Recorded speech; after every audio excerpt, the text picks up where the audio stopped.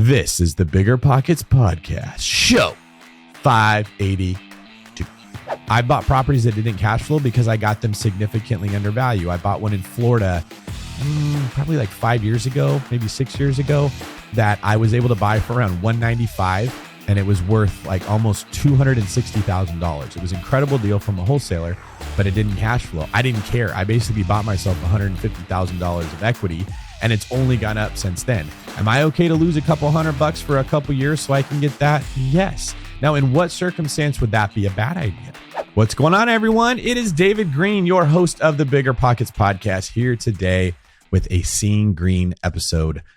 On this show format, we take questions from people just like you that have submitted them to biggerpockets.com/David, and I do my best to answer them for everyone here, hoping to give you some practical advice and maybe some insight into how real estate works so that you can further your knowledge, your perspective, your education, and ultimately your success.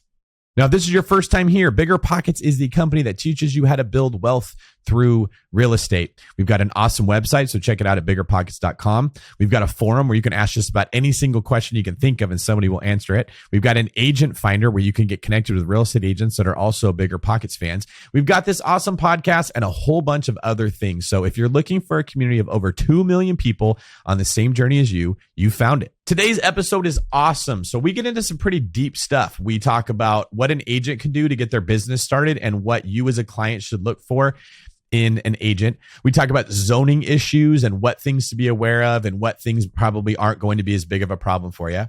We talk about Hawaii real estate and the approach, the strategy that you should take if you're actually interested in investing in Hawaii like me. We talk about how to have a conversation with your spouse if they're not wanting to invest in real estate or they are debt averse. And we talk about when cash flow is important and when it might not be important. Make sure you listen to that one. It's always controversial when you take on the cash flow gods, but I think I did a pretty good job of laying out when cash flow matters and when it's not as important and what the best use for it is, as well as when that applies to house hacking. Now, I also read some comments from the YouTube channel. So if you're listening to this on YouTube, please go to YouTube right now and leave me some comments. I'd love to read yours on the next show. All right, for today's quick tip, if you're not a BP Pro member, consider becoming one. If you become a Pro member, you can listen to every single webinar that BiggerPockets has ever done, many of them hosted by me. So when you're waiting for the next podcast to drop, you can go check out a webinar. I'll give you a second quick tip. BiggerPockets has a YouTube channel that has content that isn't the same as the podcast, where me and other people interview different guests, oftentimes in a shorter format where we just go right after the meat and potatoes and we try to make those fun. So check out some of the interviews that I'm doing on YouTube for BiggerPockets and then leave me a comment about what you thought. All right, everybody, I'm going to get into today's show. If you like this, please go to biggerpockets.com/David.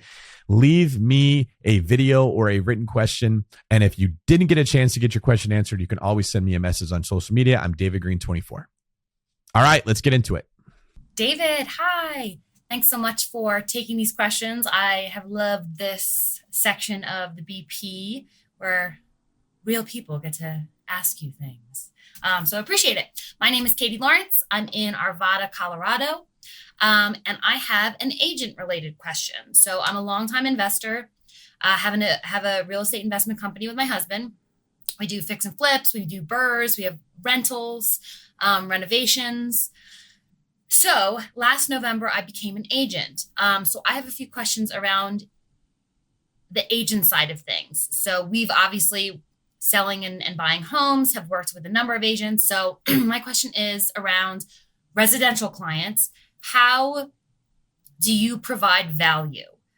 What are a few things that you and your team do that make you stand out as real estate agents from a residential client perspective? And then the same question for an investor client, because that's why I got into real estate from, a license perspective, because I wanted to buy and sell our own properties.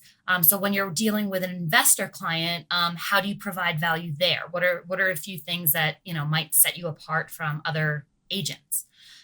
Okay, that's it. Thank you so much. And I hope you are having a great day. First off, thank you so much for such a great question, Katie. That was very sweet, very well articulated, and very practical. Anybody who is in Katie's area, if you work with Katie, I don't know what kind of service you're going to get right now because she's brand new, but I would bet on the fact Katie is going to be a superstar. Why? It's not just because she's so nice. She's asking the right questions. What Katie is saying is exactly what you want to hear from anyone you work with. What do I have to do to be better? There's two kinds of approaches to life. One is, how do I find an environment that is easier for me to be myself and I can still be successful? These are people that frequently change relationships. They frequently change jobs. They frequently jump from investing strategy to investing strategy. They're trying to figure out, how do I avoid change and stay comfortable but still be successful? Then you've got people that say, what do I need to change about me to be successful in this environment? Now, my personal belief is that there is no way you will not be successful if you ask the question Katie's asking. Unless there's some physical deterrent, like you're 4 foot tall and you want to play in the NBA, or something where the competition level is so high that you just can't get there, you'll be fine. And the competition is not so high in almost everything in life that you won't be successful. In fact, most people are not competing with you at all because they're not asking that question. Now, I'll give you a practical example for both because you're asking the right questions. And Katie, when you get this down, you should hit me up about being on the David Greene team. I'd love to talk with you about it if this is your attitude. When clients come to us, me, my team, we say the exact same thing you do. What do we have to do to help this person be successful? And the entire system that has been created has been what we found people need in order to be successful, either buying residential real estate to live in or investing in properties that are often residential as well. First off, there's this misnomer that because I'm an investor, I only work with investor clients or want them. Not true. I really, really want people that just want to buy a regular house. The job is so much easier, and I feel like we could do such a better job working with someone that just wants to find a place to live. We actually excel at that. And then the same comes for selling homes. We're even better at selling them than we are helping buyers, believe it or not. So if you're listening to this and you're wondering about that question, like, I really want to work with people that want to just buy a house. Now, you also will work with investors when they come across your plate, but you need to understand, Katie, they're a lot more difficult to work with because they have a higher expectation. They have a harder standard to hit. Now, they're going to build more wealth because they're taking on a more difficult endeavor. That's absolutely true. And that's why I encourage everybody to go ahead and do that and use us when you can. But you need to know going into it, it's harder to make an investor happy. It's harder to get them what they want because what they're looking for has more dimensions to it. So the people who want to buy a regular house just to live in want it to be a good house in a good area at a good price. Investors want all that plus cash flow, plus a rehab that has to happen, plus they're going to compare it to every other house that might be better.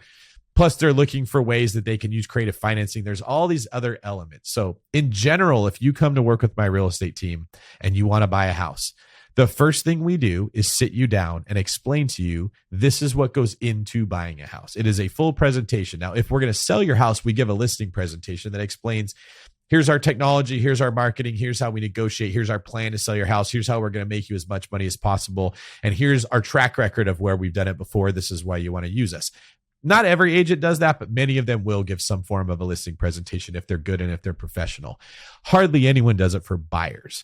We do it for every buyer. If you're going to work with us, we have to explain this is what the process looks like. The contract, the inspection reports, the appraisals, the loan, how the down payment works, how the earnest money deposit works, what a contract looks like, how the system will work when we're showing you homes, how we're going to find them, what to worry about in an inspection report versus what's not as important, what the market's like, what different homes are, how fast they're selling. We want you to know when you walk into this exactly what you're going to be getting. Then we assign you with an agent that we think would be the best fit for your personality. Now, they're all going to be working with you. So all you have to figure out when you're new is this a person who I mesh well with? My personality works well with theirs, and I believe that I can help them. Setting their expectations is something that many agents shy away from because it can be confrontational, but it absolutely has to happen if you want to be successful. They're coming to you because you are the expert. You know the market, you know which houses they can get, you know what price they can get them for. Don't be afraid to give them the truth up front and then back it up with facts. Now, there's also going to be an element of customer service, but that's the easiest part for agents because they're all really likable people that want to work with others and help others. So you're probably, just from your demeanor on this video, not going to struggle with having a good attitude and being cheerful. It's going to be more giving people direction that you want to focus on. Tell them what it looks like and paint a picture as accurately as you can for what to expect, and then they won't freak out when they actually go on the journey. As far as investors, you're going to have to be pickier, because the word investor is never defined, just like the word deal is never defined. I mean, everyone's a real estate investor if they just buy a property. Even if they live in it, they still invested their money into it. So when they tell you what they're looking for, you have to help narrow down with them specifically if it can happen or if it's not going to happen. And maybe that won't work, but this would. That's what I do with investors, is they often come to me after listening to this podcast and say, okay, David, I heard you and Brandon talking, and I want to deal at 70% of ARV in the best school district that's going to cash flow 25%. And I want a light rehab. I don't want a complete fixer upper. And I want to be able to take my time when I see it. I don't want to feel rushed, and I'm okay to wait. And the problem with that is those properties don't exist out here. And if you did find one, it would go so fast you wouldn't be able to wait. So I have the unfortunate job of having to educate them on the fact that that strategy won't work, but this one would. Now, many times that's just difficult for people to swallow. They don't want to listen to me. They want to go find another agent that's going to tell them what they want to hear. So many of those people end up losing money because they don't take action for a year or two as they're trying to find that one unicorn that's out there, and prices go up. Conversely, we have a lot of people that I had to sort of push on and say, you have to make the decision to buy this house. But if you pass on it, here's what's likely to happen. And those people did trust me and move forward. And they've now made hundreds of thousands of dollars over like a 2 to 3 year period. If they bought even earlier, they have even more. Many of those clients are now coming back and saying, hey, I want to sell this property and I want to buy a better one, or a couple of them, or I want to buy a new primary and I want to invest that estate. They have all these options that they can get into. They never would have bought those properties if I wouldn't have relied on my own expertise and confidence to firmly stand when I said, I know it's scary, but I think that you should do it. As an agent, you have to have that confidence, Katie. You can't let the client go tell you, hey, this is what I want, unless that client actually knows what they're doing. If they have experience, if they have a firm understanding of how the market works and they have a crystal clear criteria, yeah, that makes your job easier. You just go find what they want. If they're coming to you and they don't know how real estate works, assume that they're going to be wrong about a lot of things and educate them about what they can expect. And then they'll be able to make the right decision for themselves. I think the best thing you can do is to get deep into what their goals are. So we have a system that I call going 3 levels deep. So if somebody says, I want a house with a pool, most agents will say, check, I'll find you a house with a pool. And then there's only 2 houses with pools that are in there, and neither of them are in the right market that that person wants to buy in. What we do instead is I'll say the first level is, well, what's important about a pool? And they'll say, well, when I was growing up as a kid, my grandparents had a pool and we'd have family gatherings, and all of us, my cousins and I, would swim in that pool. And some of my best memories ever were for that time. And I want my kids to have that. And I'll say, okay, what was it about that pool that made those memories happen? And they'll say, well, I guess it wasn't so much the pool as it was just a place to meet. You know, I guess I don't need to have a pool, but I do need a big backyard, and I need a big enough home that I can entertain where everyone can feel comfortable. We need to have a bathroom close to the backyard that the kids can go in and out of, and it needs to be in a safe area. And I'll say, okay, if you can have that, what would it mean to you? And that's the third level. That's when you'll start to see tears coming out of people's eyes. That's when they're going to say things like, I've been feeling like I'm a bad mom for the last 5 years because my kids are living in this apartment complex, or the park isn't safe. And I hate myself every night that I go to bed. I feel like I'm screwing up in life. If I could find a house where I could give them that, it would take so much pressure off of me. It would mean the world to me. And they're just like, the waterworks will just start pouring out. That's where you're finding out what actually matters to your client. They think what they want is a pool. What they really want is to feel like a good mom, or to feel like they're making a good financial decision, to feel like they're leading their family in the right direction. The best agents don't just become order takers and say, okay, you got it, I'll go find you that. Because then they come back and the bird goes, I don't know, it just doesn't feel right. And you play that game forever. Don't be afraid to establish yourself as a trustworthy person, go 3 levels deep, find out what matters to them, and then propose a strategy that you can actually make it happen for them. They will love you and your business will thrive. All right, next question comes from Kevin B. Can you go into more details on buying a house for your 5-year-old kid so the house is paid off when they're 20? Are you getting the loan and property in the kid's name? Are you using a trust or LLC to make the purchase and get the lending? Are you just buying it in your own name with plans of giving your child the funds in the future? I love this strategy and would love some more info on what Brandon has done for kids and what you have seen happen before I proceed completely from a blank slate. Kevin, so cool that you're looking to do this. I don't want to speak for Brandon, but I feel confident enough from the conversations that I've had that I'm pretty sure I know what he did. And even if it's not what he did, what I'm about to tell you would work for you. You're overthinking it when it comes to, should I put it in a trust? Should I put it in my kid's name who's 5 years old? You're probably not going to find a lot of lenders that are going to give your 5-year-old a loan. So all you need to do is buy the property in your own name with the intention of giving it to your child when they turn 18.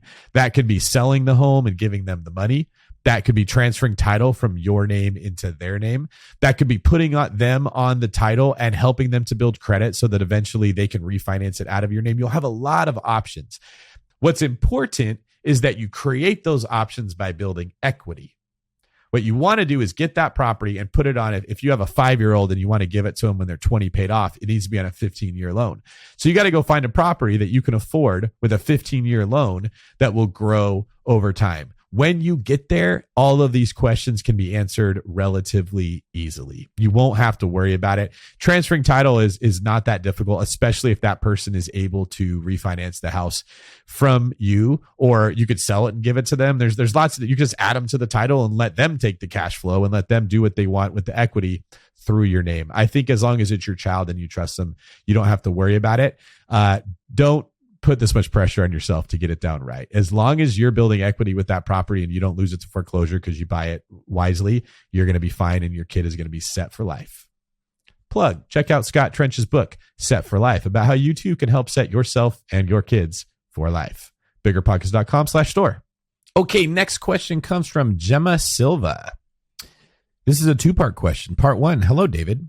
Hello, Gemma. First of all, thank you for your work at BP. I always listen to your podcast. Well, thank you. I do want to buy my first rental property. I currently own the house that I live in, so I was trying to buy this second property to move into it, house hacking, but the bank doesn't give the option of conventional 5% down. It says that it is an investment property and I have to put 25% down because I already own a property. I do not know how that specifically works. Okay, so I'm going to have to basically speculate for the bank, but I can give you an idea of why this could be happening. And I also want to encourage you to reach out to us at the One Brokerage. You can email me on BiggerPockets. You can look up my website, whatever you want to do, and I can have one of my team members look at this for you. Here's what I think is happening. When you own a primary residence and you try to buy another primary residence with a primary residence loan, this is the 5% down conventional loans. Bank underwriters will often look at that, or I say bank underwriters, it could be any form of lender, and they would say, well, we don't think you're actually buying a primary residence. We think you're buying an investment property, because why would anyone move from where you are to where you're going? And they will often deny loans for that reason. And so they're telling you that if you put 25% down, you can still get the house because it has to be a investment property, but that doesn't work for you. This happened to me when I bought my house. So I was moving from one city to another and I was trying to buy a primary residence. And the bank said, well, he's moving further away from work. Why would he be buying this to live in if it's further from work than where he's actually at right now? And this was before I even owned a house.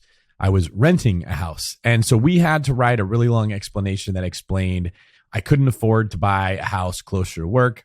I had to buy this house that was further away. And then it happened to me a second time when I tried to move from that house into another one, where I had to make the argument that my work location changed from one place to another, and I was buying my next house to be closer to that work location. It was always a big pain. Now, that may happen and you might not be able to get around it, but sometimes you can if your loan officer is diligent and hardworking enough. You need one that's going to fight for you. You need one that's going to write a letter to the underwriter and make a case that says, no, this is absolutely why she's changing from one house into the next. She needs more space, or she needs to down space, or there's something that isn't working about your current house. Maybe you need a bigger yard. Maybe you got a dog and you have to find a different place. There needs to be some explanation that you can have your loan officer give. So for part one of your question, that's what's most likely going on. And my recommendation to you is that you have your loan officer fight for you a little harder. Part two, on the other hand, let's say that's okay. I will buy anyways and as an investment property, and I have to put 25% down. Here's the question. This house that I'm looking at is a single family home from an investor who owns a couple properties in the area. This specific house that I want to buy, he or she is renting the bigger part of the house to a person and the smaller part to another person. But the zoning of this property is R1, legally described as a single family house. So the real estate agent that I'm working with says that if the appraisal comes as a different zoning that it has now, because the current owner is renting out to more than one family, the following could happen. The bank could deny my loan, even given a 25% down. If for some reason I get approved and can make to the closing, the city could sue me change the zoning of the property, or the neighbors could sue me because I am using a single family house as a multifamily house. The current owner listed as a multifamily, even though it is a single family house legally, and he or she won't the legal process to change the zoning, so the buyer will assume all responsibility. I think she means they won't apply to change the legal process, or won't apply the legal process to get the zoning changed. The seller's not going to do anything. I am scared. I don't know anything about zoning. I don't know what to do. Do you have any thoughts on this situation? All right, I do have some thoughts here, Gemma. I'm not a lawyer, and you are asking legal advice, so we have to be careful about how we handle this. The best course of action would be to talk to an attorney about this and say, can I be sued by my neighbors, by the city? Under what circumstances would they sue me? Is there any case law for this happening before? How did the judges rule? So you want to know what you could be getting into first off. You also want to make sure that it's not breaking the law. Then there's a practical component. People are doing this in many neighborhoods all over the place because we have an extreme housing shortage. If this person is living in the home and it's their primary residence, and then they're renting out a part of their home to someone else, a lot of the time these zoning rules won't apply if you live in the house. And every municipality is different. You have to check in with their specific codes. I'm sad because your realtor should be doing that for you. Instead of telling you you might get sued, which sounds like it's their way of saying, I don't want to deal with this, they should be digging into this to find out if that's actually the case. Because in many neighborhoods that I've come across, if it's a single family home, it's true that you're not allowed to rent it out as a duplex because that would be a zoning violation. It's not a 2-unit house. But if you're living in it and then you have another person that's using it, a lot of those rules at that point stop applying. You're just renting out a part of your own primary residence. The last thing I would probably say is some cities care about zoning more than others. It typically only comes from a neighbor complaint if they make a big deal that the city may come and say, hey, you're not supposed to be using this as a rental property. Oftentimes, though, that just isn't the case. That your neighbors aren't going to complain unless you give them some reason to. And many people in your neighborhood might be doing the same thing. So I can't really tell you, yes, go forward and do it. And I can't really tell you, no, don't do it at all. You shouldn't do it, because people are doing that all over the place. I think that the best case in this situation is to get advice from an attorney, tell them what your concerns are, and then call the city. I wouldn't give them the address of the house, but I'd say, hey, I want to buy a house and I want to rent out part of it while I'm living in it. Can you put me in touch with the zoning department so I can ask them if they care? And then just talk to somebody from the city and say, hey, if I buy this house and I live in it and I rent out the back part, or I have an ADU or something, is there an issue? And most of the time, they're going to tell you no. That's what happens with my team. We call when we have these questions for our clients and we ask the city, we tell the client what they said, and then the client gets to make the decision. So I wish that I could be a little more particular. The problem is once you're getting into legal grounds like that, I can't be super specific. But I would imagine that in many cases, this is something that you're thinking about more than the city actually would be themselves. It's not exactly the same as if you're going to like try to do construction on the house and not pull permits. Then the city does get involved. They're actively looking for stuff like that. Okay, we've had some great questions so far, and I want to thank everyone for submitting them. On previous episodes that we've done, we've reviewed the comments. And in this section of the show, I'm actually going to go over the comments that people have left and share some of my favorites. The first one comes from Paul Richardson, or maybe it's Richardson Paul. I don't suppose Richardson is a first name. That sounds like a last name. So maybe this is just, maybe Paul's very fancy and he likes to introduce himself with his last name first. Aside from the knowledge given here, I commend this approach on assisting those in need on their journey. I listen to many podcasts and love the patience and attention given to the quest. I have not once heard a guest being rushed through their question or multiple questions. Thank you. Well, thank you for that. I appreciate it. It is a lot of podcasts that we've done with a lot of different guests, and some of them are nervous, and we do try to make them feel more comfortable. Sometimes they get to rambling, and so we have to kind of get them right back on the right path. But in general, we want to share the stories of the people that are just like you so you can get their perspective, and then the host just kind of keep everybody on the path. Next comment comes from Jake Hufine. Great conversation here. I really have found the Q&A style podcast the most helpful, as they are jam-packed with golden nuggets of information. Golden nuggets or green nuggets? The ability to have multiple subset conversations on different topics is valuable compared to the typical BP podcast style, where we are typically focusing on one topic the entire time. Well, thank you for that. That is a good point. Usually when we bring in a guest and we have a topic, they excel in one niche or they have some strategy or they're an expert in some area. So you're kind of getting a deep dive on that thing. But these shows are definitely more practical answers that you can take and go apply into your journey right away. So I'm glad you're liking it. This one comes from someone who called themselves the best thing that never happened. David, I'm loving the style of videos the last few months. I'm also in Hawaii. Can you discuss strategies for real estate investing on Oahu, or at least your Maui strategies? Yes, I would. Now, this is something that comes up a lot because I have a partner in Hawaii who sort of helps the clients that want to be investing there, an expansion partner. And a lot of people know I'm buying in Hawaii, so they come. Here's a few things that you need to know about Hawaii real estate. One, it typically works on Hawaii time, which is not like a New York minute. Things go slower, and who you know is incredibly important when it comes to getting things done. Two, getting people to do work out there is typical than in many other markets on the mainland. There's not as many contractors that are there. And there's not as many people I found that are hungry for work. You don't go to Hawaii because you want to work your butt off. There are hardworking people there. But in general, I would say that finding labor to do work is more difficult. 3, in Hawaii, the short-term rental laws are strictly enforced. For a long time, people have been buying short-term rentals and they've been playing kind of fast and loose, right? Maybe it's not zoned to allow, but nobody's checking. That's not the case in Hawaii. You don't want to play over there. They have city officials that will drive around and actually investigate you and have you taken to court if you're using your property as a short-term rental, meaning less than 30 days. And I believe the fine is $10,000 a day for the time that you're doing that. There's lots of reasons why. There's some political pressures in Hawaii that are a little bit different than in other areas, and it's understandable. There's a lot of people that don't live in and are not from Hawaii that buy properties there. They rent them out. It drives up the price. It makes it harder for the locals to be able to afford real estate. So you kind of need to understand the political environment if you're going to want to invest there. There's also a very strong hospitality industry that's a little protective over some of the people that are using short-term rentals so that guests can get around having to book in those expensive hotels. Now, that's the downside. Let me tell you about the upside. It's freaking Hawaii. It's one of the most desirable locations in the entire world. The weather doesn't get bad there. The amenities don't go bad. It's paradise. Anytime you can buy a property in paradise, you're probably not going to regret it. There's also a lot of development that's happening on that island. It tends to just keep getting better and better and better. So a lot of the properties that were built 30, 40 years ago have only improved in both price and quality because they've built around them other properties, other stores, other shops, other entertainment. There are certain areas in Hawaii that are zoned for short-term rentals. So the properties that I've bought out in Maui are in a very specific location where it's legal to do short-term rentals. And that's one of the reasons that I bought them.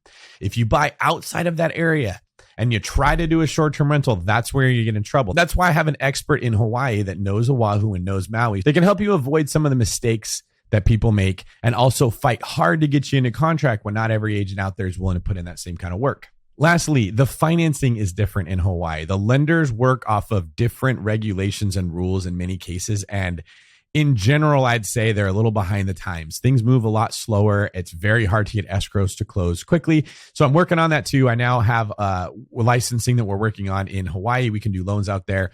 That helps our clients somewhat, and it helps people close deals that normally couldn't. But don't expect to have the exact same experience with your loan in Hawaii that you would have in some other areas. And the last thing that I will say is when you're buying in Hawaii, you really are taking a long-term approach. You're probably not going to crush it with incredible returns right off year one because that's not normal for that market. What's normal for that market is the demand continues to increase. The building is very limited. The city restricts how much properties are actually able to be built, and the zoning is pretty tough. So the value of the existing properties just keeps going up. If you're going to buy in Hawaii, which I recommend that you should, just like I did, take a long-term approach. Look 5 years out, 10 years out, and look at how much wealth you can build. And then compare that to maybe somewhere in the Midwest that might get you quicker cash flow returns, but see if they're going to be able to maintain that advantage over Hawaii. In most cases, the answer is they won't. All right, are these questions and these replies resonating with you? Have you too wondered, where is David Greene investing? Can I invest where he's doing? Can I invest with him? What would David do? What would Brandon do? What would anyone at BiggerPockets do? Well, that's great. You should be thinking those thoughts, and you should be asking your questions at biggerpockets.com/David. I promise everyone thinks that they're the only one asking the question, but everyone else is always thinking the same thing. So please give us your submissions. Let us know what you're thinking. We will pick the best ones and we'll put them on this show. And before we move on, take a minute to scroll down the comments and just leave one there for me. Let me know what you think about the show, what you've liked so far, what you liked on past shows, and what you hope to see more of. We read those. We may pick your comment out to read on the show, especially if it's funny or unique. And we also adapt the show based on the feedback we get from people for what they're looking for. Hi, David. Chris Riola from Irvine, California. My question is, what do you do if you would like to accumulate good debt in order to buy real estate property when your wife is fully against accumulating any debt? Thank you for your time. Appreciate it. All right. Thank you for that submission, Chris. And nice to know you're in Irvine. I know that's a great area. We sell property up that way. All right. Your question is, how do you get your partner, in this case, it's your spouse, but this could apply to anyone who wants to buy real estate with somebody else, on board with the idea of taking on debt? Here's the first thing you have to understand. And I'm glad you pointed out good debt. You didn't just say any debt. My guess is the person, in this case, your spouse, is interpreting all debt as the same debt. You called it good debt. You're probably doing that because they're having a hard time seeing it as good. I have to speculate here, but my guess is your partner looks at this as debt equals risk. If you can take less risk and have less debt, life will be better. It's a moral thing for people that are in that position. And it makes sense. I was that way at one point too. Like, borrowing money from someone is usually bad, especially because you now are indebted to the person that you borrowed the money from. You're losing some freedom in some ways. And frankly, for many people, borrowing debt is not the best thing for them to do. If they're not educated on real estate, if they don't have the means to pay it back, if they're taking out bad consumer debt, they probably shouldn't be taking on debt. They should be saving up money and buying the things they want in cash. Now, in my mind, real estate and other asset classes are different. And what makes them different is if the thing you are buying with that debt is going to pay you a return. I would recommend having your wife listen to the episode that I did with Tom Wheelwright, who is a CPA, and we talk about how debt actually lowers risk. It may take a couple listens and a couple conversations to get that point across, but that's a really good place to start. I would also listen closely to what she's saying when she tells you, I don't want to take on debt. I talk about going 3 levels deep on my real estate team. So what a lot of people make the mistake of doing is they hear someone say, I don't want debt. And they say, well, debt's good. And they just argue. What's better is if you said, what is it about debt you don't like? Well, I don't want to lose our house. Okay. So what I hear you saying is you don't want to lose security. Yeah, I want to feel secure, and debt makes me feel nervous and insecure. Okay. So what would it look like if we were able to find a way to take out debt that was not putting us at risk? If it didn't jeopardize our security, would you still be against it? Maybe they're going to think a little bit more. And then your third question could be, if I could figure out a way that we could take on debt, but it would grow wealth and make us more secure, would you be interested in it? What you're really dealing with is likely a security issue, not a debt issue. And if you can paint a picture for your wife of how taking on debt will help set a stronger foundation for your family's finances, will protect you against downturns, will protect you against job loss, will help you build wealth that is tax-free that you're not going to lose. And it basically could become a reserve of equity that you could tap into if there was an emergency. There's a lot of ways that you can show how real estate investing is not just increasing risk for no reason. It's actually reducing risk in other areas of life. And then just make sure you're listening when they're telling you why they're nervous about it. That's the advice I'd give to everyone else. When someone says they don't want to do something, don't try to change their mind. Keep asking questions to get to the bottom of why they don't want to do it. Hey, David. My name is Scott. I am living in California. I have a rental property back in NC, North Carolina. My question is, since the price of these rentals have increased and it's really hard to make them cash flow, should I just accept some kind of negative cash flow for a rental property at this moment and get in and then lock in some really low rates? Or should I wait until they drop the price and whenever the cash flow makes sense and then make the investment? However, I'm sitting on some cash and I don't know if I should go in now or wait. I might never be able to find a positive cash flow probably anytime soon. And I don't want to wait until the mortgage rates increase. So yeah, let me know your thoughts. Should I look somewhere else or should I just go into these markets? All right. Thank you very much, Scott. We're neighbors in California, so it's nice to meet you. Okay. I'm going to guess that the majority of listeners, as they heard you asking that question, were screaming at their phone or their car or wherever they're hearing this. No, don't buy. If it doesn't cash flow, don't buy it. Before I make a broad generalization like that, I think we need to clarify what cash flow is, what purpose it serves, and if that's the right thing for you.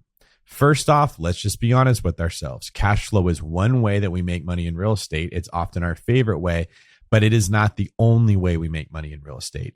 We make money in real estate by paying our loan down. We make money in real estate by the value of the real estate going up. We make money in real estate by refinancing it tax-free and reinvesting into other assets without having to sell the one we have. You can often make money in real estate by avoiding paying taxes on other ways that you made money in real estate using depreciation. There's a lot of clever ways that we make money in real estate. And yes, cash flow is absolutely a very important one. I don't want to discredit that. Let's go a little bit deeper. If I look at all the money I made in cash flow in the last 10 years and I compare that to what I made paying the loans down and growing the equity, especially if it's a combination of having the property value go up and the loan being paid down, I made way more in equity than I did in cash flow.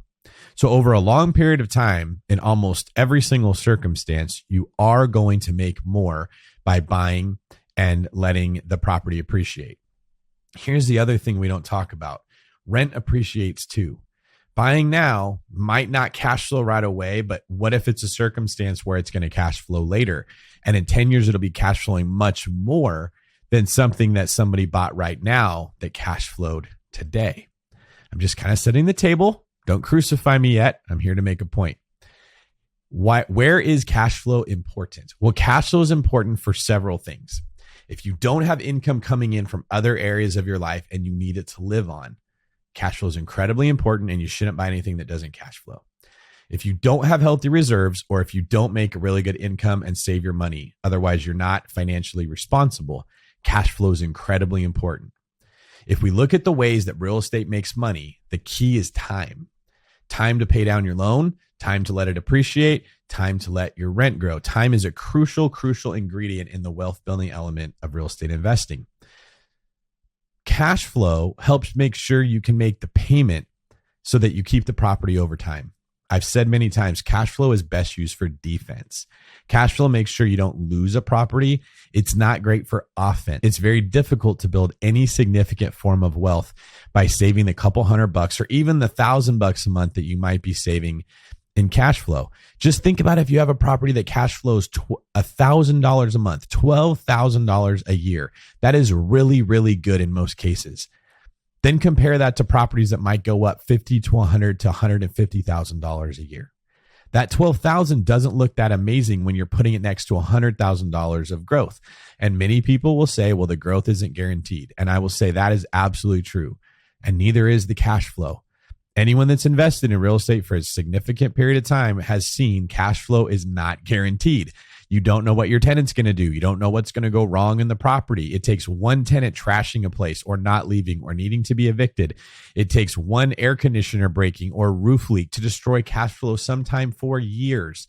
So it is fair that we need to talk about cash flow is important. It is not fair to make it sound like that's the only thing that matters in real estate investing or that it's somehow safer. Now, prudent investors do look for cash flow, and I think that you should.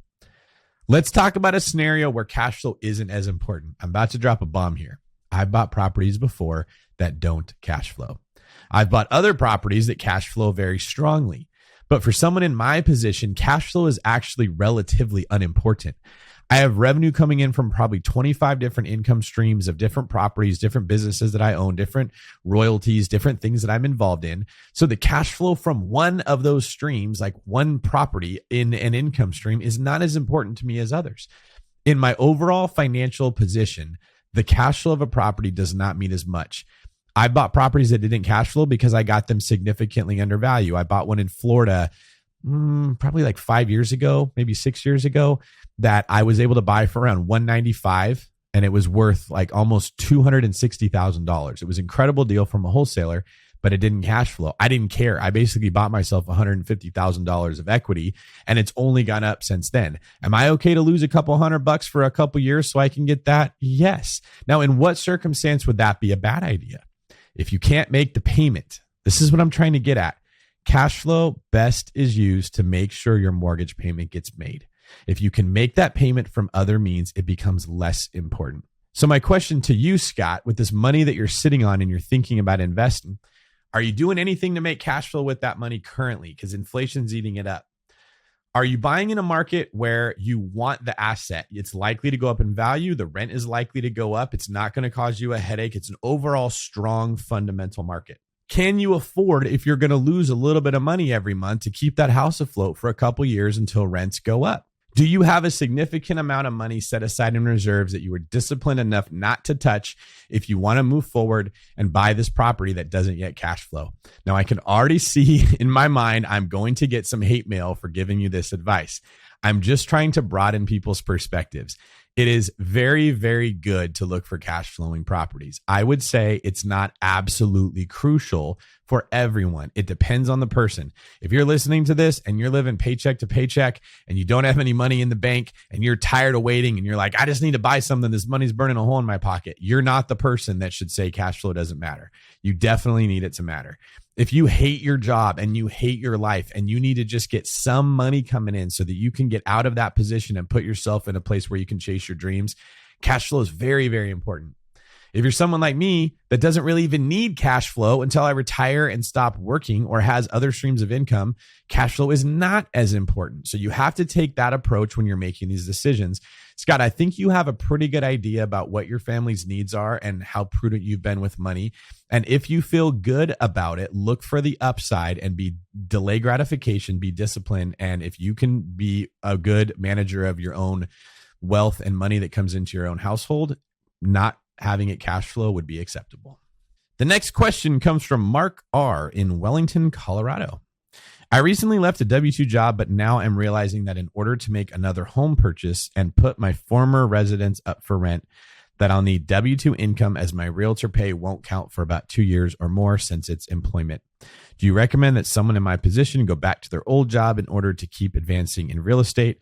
Or do you suggest they look for off-market land contract deals to get in their next property or another strategy altogether if they don't want to wait for 2 full years of self-employment income? Thank you a ton for the podcast. Also, am former law enforcement officer. Well, thank you very much for your service there. All right, you've got a couple options you could look at. One, in some cases, you can get a co-signer and use their income. And if you can find someone to do that, you've solved the problem. You don't have to use 2 years of your income. 2, you can wait. And once you have 2 years of income, you can use that.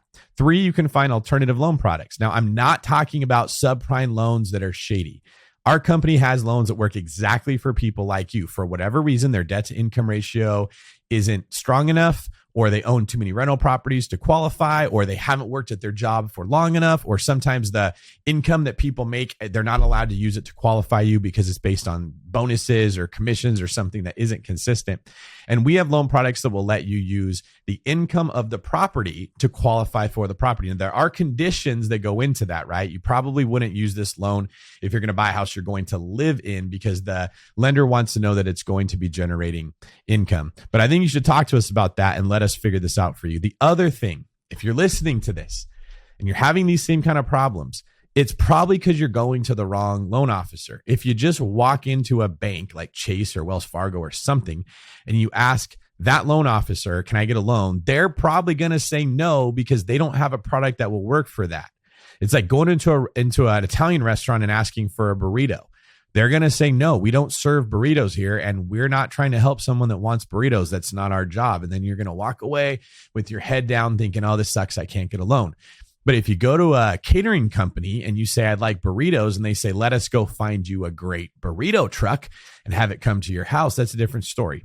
You want to look for a loan broker in these cases. It's their job. This is the kind of business I have where we go look at different lenders and say, who has a product that will work for Mark here? And then we propose, here's what your rate, here's what your terms would be. These are 30-year fixed rate products. You don't want to get into anything that's adjustable or fishy in order to try to buy real estate. Good news, Mark, is I don't think that this is as dire as what you're probably thinking. You just haven't been going to the right location, get the right expert in your corner, and you can solve this problem.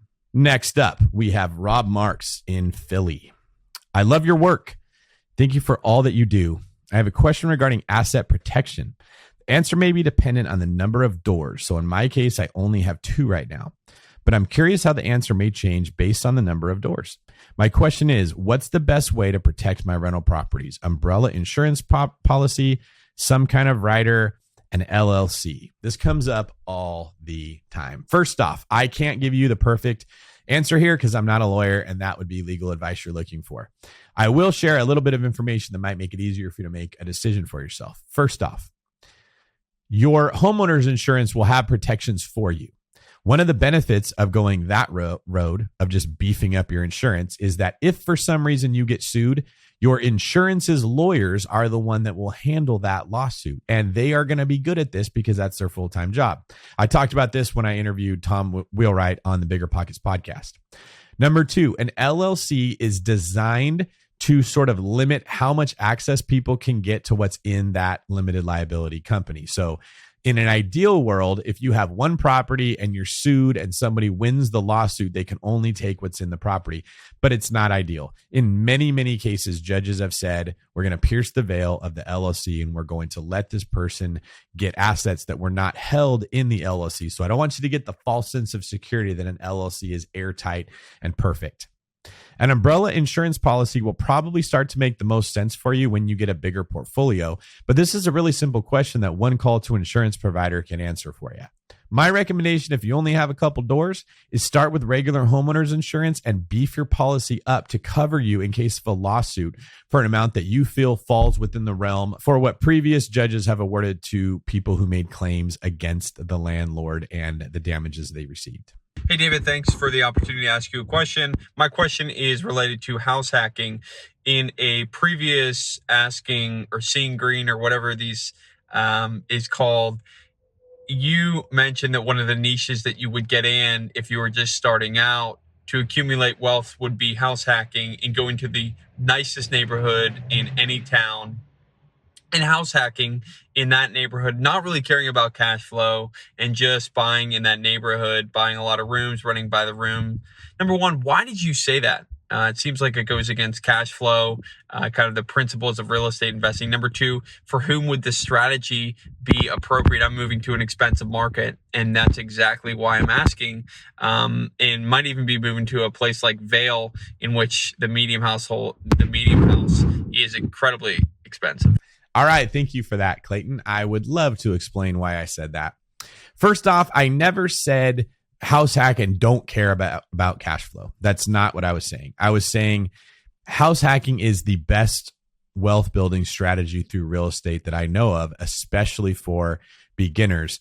And many times people compare it to buying a cash flowing property, and it ends up being a mistake. Let me break down the numbers for you of why I say you will get a better return house hacking than buying a traditional rental property. Let's say you're looking at a $200,000 property that you're going to buy as an investment property and put 20% down. Now, there's going to be closing costs. There's going to be some repairs, but we're going to leave those out of this example. And we're only going to talk about if you had $40,000 to put towards a rental property. Let's say you could get a 12% return on that money, which is incredibly strong in today's market and higher than you're going to find in most areas. That amazing return would turn out to $400 a month. Now let's compare this to house hacking. Let's say that you go buy a property with that same $40,000 to live in for yourself. That can buy you an $800,000 property with $40,000 down. Now, you might not have to go that expensive, but you could. So let's say in this case, you go to Vail and you buy yourself an $800,000 property. At a 3.5% interest rate, putting the 5% down on an $800,000 property, your principal and interest will be $34.13. I have your taxes at right around $800 a month, and your insurance will be right around $70 a month. That brings your total to right around $42.80 a month. Now, I don't know what rent is like exactly in Vail, but my guess is if the property is expensive itself, then the rent will be pretty high. Let's say you find a property for $800,000 that's big enough that you can either split it into different units, or you find a property that's already split into different units and you have 3 of them. Let's also assume that you can get $2,200 a month in rent for each unit. Assuming you live in one of the units and rent out the other 2, this property will be bringing in $4,400 a month. If we subtract the $4,280 from that, you're making $120 a month. Now, obviously, $120 a month is less than the $400 a month that you could get if you got that awesome out-of-state property at a 12% ROI. But here's what you're not thinking about. You would have to pay rent yourself if you didn't house hack. So your rent would be $2,200. Now, there's a couple ways to look at it. You could take your $2,200 in rent and subtract off the $400 that you're getting in cash flow, and your rent is still $1,800. You're still losing $1,800 every month. You could take the $2,200 a month that you're saving not having to pay rent and add that to the $120 that you're making on the Vail property. That puts you at $2,320 a month. Now, if we're comparing $2,320 a month on a primary residence house hack to $400 a month on a long distance 20% down investment property, which one of those looks better? It's roughly 4 times as much money to be able to do the house hack back in your pocket, which puts you at around a 45 to 48% return on your investment. Much better than that 12% that would be incredibly hard to get on a rental property. Now, here's what's even better. You pay taxes on money that you make. So out of that $400, you might be paying some taxes on that. You don't pay taxes on money that you save. That $2,200 a month that you don't have to pay in rent anymore is straight into your pocket. And this is what people always fail to do when they wonder why house hacking is better. They forget to include the money that they're not spending on rent in the income that the property is producing, but it functions exactly like money that you made. In fact, it's even better because you don't pay taxes on it. Now, as icing on the cake, those other 2 units that you're renting out on your Vail property that we just put at $2,200 a month, they're probably going to go up every year. Let's say they both go up $100 a year. Well, next year it's $200 more, and then $400, and then $600, then $800. 5 years later, you're making $1,000 more because you bought that property in Vail, that $800,000 great property. The property you would have bought out of state, rents are not going up nearly as much. And as even a cherry on top of that icing, the rent you would have been paying in Vail would have been going up also. So your rent would have been going up by 100, then 200, then 300, and you would have been losing money. So when you house hack, you make more money every single year from what your tenants pay you. You save more money every single year from what you would have been paying to your landlord. You put less money down, which means you can afford a more expensive property. And if you do it well, you get into a better area, and you get to choose where you live. This doesn't even include paying down an $800,000 home's mortgage that you borrowed 95% of that, and all the other benefits that come from buying better real estate. It's not that it doesn't cash flow. It's that it actually makes you way more money. We just don't call the money that you're saving and making when you're house hacking cash flow because it's a little bit different. This is part of the danger of getting in these cash flow goggles that you're looking at all the time, is you forget all the other ways that real estate makes you money. And then you get confused when someone like me says house hacking is a better option. Clayton, I really hope that answers your question. And I highly encourage you to find the best deal you can in the best neighborhood you can, in the best place that you can. Make sure it's a place where there's a high demand for rental property so that you can keep it rented, and do this every single year of your real estate journey. All right. I hope you guys enjoyed that last question. I sure did. And I love when you guys ask me the tough ones. So don't send me the softballs. I welcome you. Please submit your toughest questions to biggerpockets.com/David. I want to know what is getting in the way of your journey. What's preventing you from taking action? Because if my knowledge or my perspective or insight on anything can help make it easier for you to take action, I will be very happy. BiggerPockets will be very happy. You will be very happy. This podcast will not have been a waste of anyone's time. And if you've enjoyed this episode, please be sure to like, share, and subscribe on BiggerPockets YouTube channel, as well as tell me in the comments what you thought about my answers, what you wish I would have done differently, and what I didn't actually get to. You can follow me on social media at DavidGreene24, and you can always email me through the BiggerPockets website by just sending a friend request and sending me a message. Keep an eye out for future episodes of the Seeing Greene podcast, as well as all the other formats that we're bringing you on BiggerPockets. This is David Greene signing off.